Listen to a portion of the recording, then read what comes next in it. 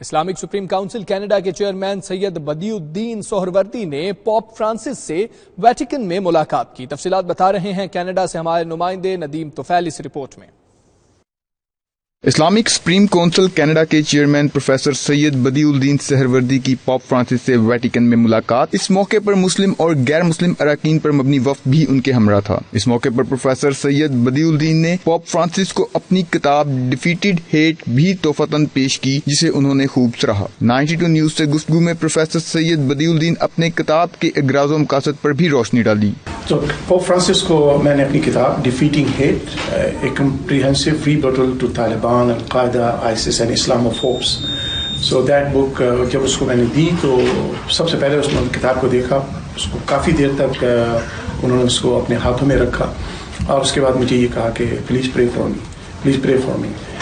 اس کا بیسک مقصد یہ تھا کہ ایک تو ان کی عاجزی اور انکساری ہے، دوسری یہ کہ یہ کتاب ہے ان لوگوں کے بارے میں جن لوگوں نے نبی علیہ الصلوۃ والسلام کے اوپر، قرآن کے اوپر اٹیک کر کے اس کی مس یوز اور مس انٹرپریٹیشن کی ہے، اور ان کو یہ سمجھایا کہ ہماری کتاب، ہمارا قرآن، ہمارے نبی، ہمارا مذہب نفرت نہیں سکھاتا، محبت سکھاتا ہے۔ اس 4 روزہ دورے میں انہوں نے انٹرفیتھ ریلیشن شپ کے قائم مقام وزیر سے ملاقات کے علاوہ سینٹ پیٹر اسکوائر میں ہونے والے ماس میں شرکت کی۔ انہوں نے پونٹیفیکو انسٹیٹیوٹ دو اسٹڈی عربک کا بھی دورہ کیا، جہاں مسلم اور غیر مسلم طالب علم اسلام کی مختلف شاخوں میں زیر تعلیم ہیں۔